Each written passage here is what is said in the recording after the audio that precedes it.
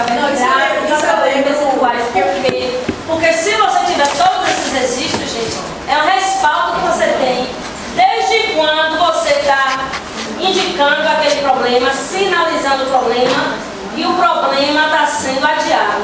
Então, vai chegar uma hora que vai o quê? Vai estourar. Então, por que você não falou antes? Falei, olha os registros, mandei e-mail de tal, teve essa observação do cliente, e aí você está respaldado.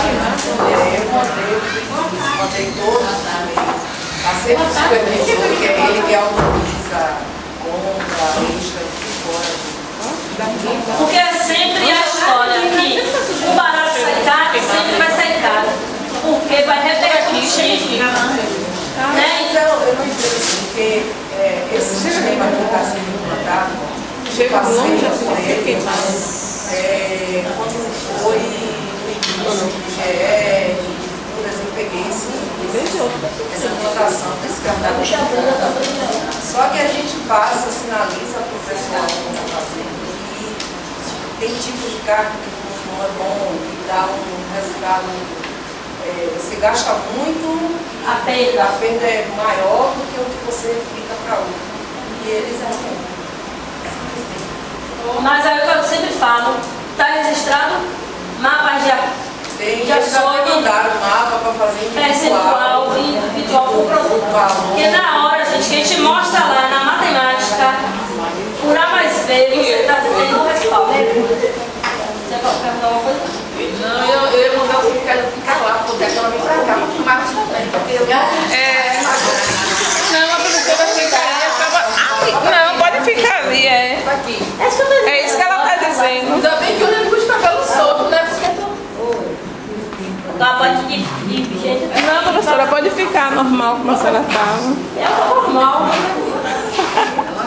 Então, isso é o seguinte: tipo de serviços, autogestão terceirizada. Então, quando o serviço é autogestão que quase já não existe mais, o que a gente tem autonomia de estar fazendo isso aí? Instituir algumas marcas, padrões que a gente sabe que dá melhor resultado na preparação. E aí, o que acontece? Você, seu cliente aceita bem. O terceirizado é todo voltado que através de um contrato. E que a gente precisa estar administrando esse contrato através do que? Desse custo. Esse que eu vou ler. Uma vez já aconteceu comigo, eu estava dando uma consultoria em um restaurante onde eu ia lá uma vez por semana. Aí, de uma semana para outra, a pessoa que fazia sobremesas falou: não sei o que aconteceu com a sobremesa essa semana, porque não está dando ponto, né? Principalmente os pudins, quidins, mousse. Aí eu disse: trocou o produto? Ela disse: trocou o leite. Aí eu disse: se está usando o que agora? Que na época era oi. Eu disse: oi não é leite. É bebida láctea. Então o dono do estabelecimento chegou lá na prateleira de leite, porque na realidade quem não lê, né, o rótulo não vai perceber. Como está ali tudo junto, a embalagem igual, comprou bastante. Eu comprei uma vez, horrível. Todo.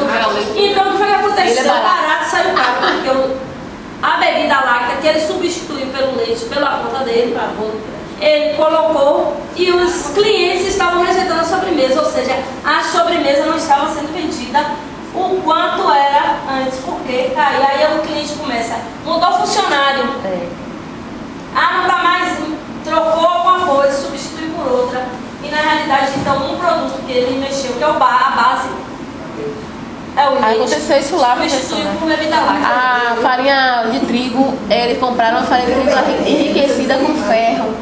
Aí quando a parceira abriu, antes de abrir, ela viu a coloração da farinha, era diferente. Aí ela colocou essa farinha e tá vencida, aí virou, não. Aí o lote todo tava com o vencimento bem pra lá, pra longe. Mas o que tá acontecendo? Por que essa farinha dessa porra? Quando a gente foi, eu olhando a embalagem, tá lá, enriquecida com ferro, não sei o que, lá, então é isso, e agora? Ainda dava um gostinho diferente na massa. Mas justamente porque o que eu falo sempre, gente, a gente não pode esquecer. Os alimentos, essas substâncias, são substâncias químicas, que na realidade as ligações, né, os átomos, eles passam pelo processo que aí vão liberar outros né, na hora do cozimento, na hora de assar, a preparação. Então essas reações vão causar o quê? Esses efeitos que não são o quê? Às vezes notáveis em outras preparações. Então, por isso, nós precisamos ter cuidado ao trocar esses produtos. Forma de compra centralizada, descentralizada ou misto. O que é isso? A empresa, quem compra, às vezes, é unidades de alimentação. Às vezes, a própria unidade de alimentação tem sua autonomia para ir comprar, E às vezes não. Envia a lista, como a maioria, e outro setor, que não é o setor de compras da empresa toda, vai comprar. Eles compram 10 alimentos, só que caneta, então ele é o setor de compras, ele às vezes não entende muito do alimento. E por isso às vezes ocorre isso aí. Ou então misto, que reúne o que? O centralizado e descentralizado. Padrão do cardápio. Nós sabemos que existem vários tipos de cardápios. Existem cardápios mais simples e existem cardápios mais elaborados.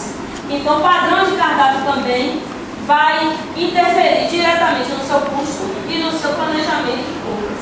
Porque se você tem um cardápio elaborado tipo assim, que nas grandes refeições você serve 2 tipos de proteína ou 3 tipos de proteína, então aí você vai precisar o quê? Um maior estoque, uma maior elaboração dessas suas preparações, do seu planejamento. Planejamento de cardápio. Nós precisamos o quê? Planejar o cardápio de acordo com a sazonalidade, porque isso aí vai interferir no custo. E também nos eventos da unidade. Por quê? Porque isso aí vai dar um impacto no custo geral. Então, às vezes, tem meses, gente, não sei se vocês, né, já conseguiram isso aí, que você consegue fechar no limite do seu custo. Tem meses que você ultrapassa, tem meses que você consegue fechar um pouquinho a menos. Então, isso aí tem interferência no quê? Na escolha dos pratos, das preparações, dos ajustes que você fez.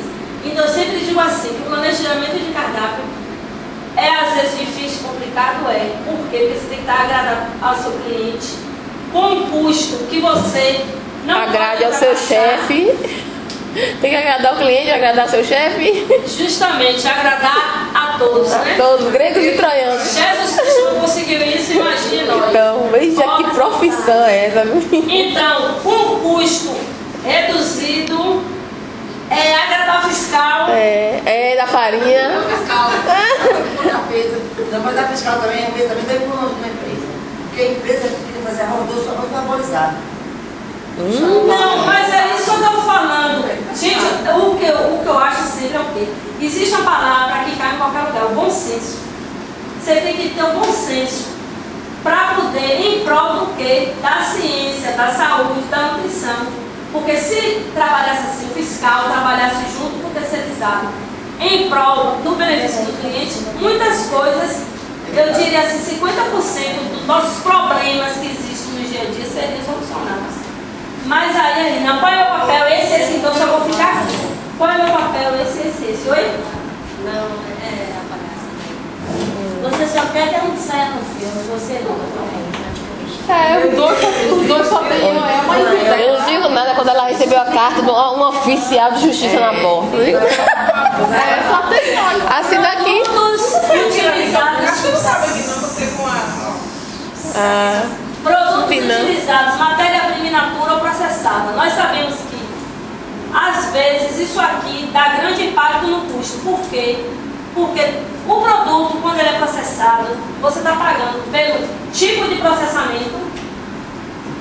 Produtos desidratados, se você vai comprar um produto desidratado e liofilizado, ele é mais caro do que um produto in natura, contendo água. Por exemplo, leite líquido, leite em pó. Isso aí, ó, nível de custo. Claro, eu não estou colocando em sabor. Estou falando de custo. Nós sabemos que qual é o mais caro? Por que o em pó é mais caro?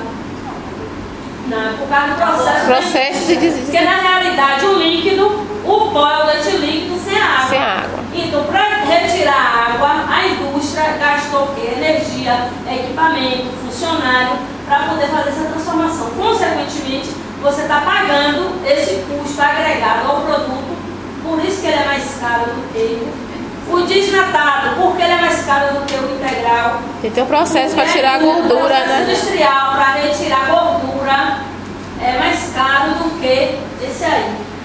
Então, isso aí a gente paga o quê?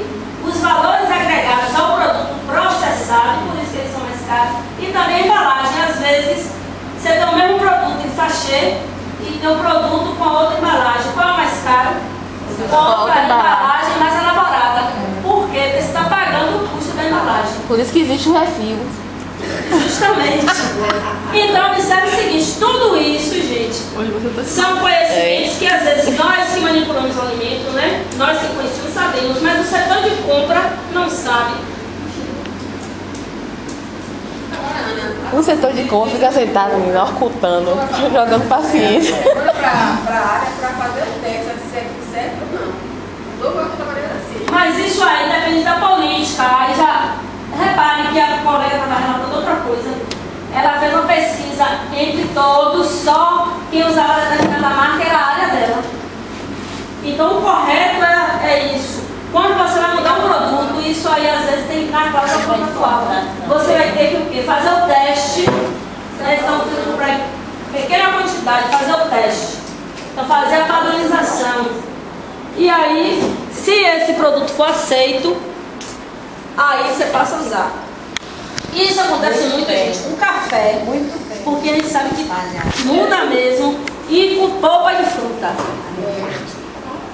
Polpa de fruta também é outro item que realmente o impacto, né, a nível de aceitação gera esses transtornos. Por quê? Gente, polpa de fruta, se você mudar a marca, já foi. Por quê? Porque a forma de processar. Tinha uma polpa de manga para a qualidade. Depois você tomar, já picar por cima, tá possível. Mas também é o tipo da manga também. Você pode levar a manga A manga, por exemplo, a roupa chega de outra cor. todo mundo De outra cor. E vê se a acerola chega rosa lá. A acerola muda muito, você reparou muito?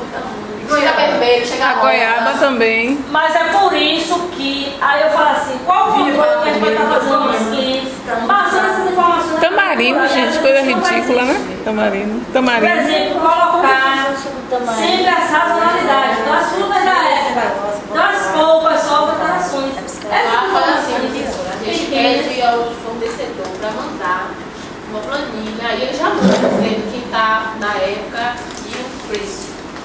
porque isso aí vai dar impacto no preço e vai dar impacto na qualidade da preparação. Né? São os impactos no caso.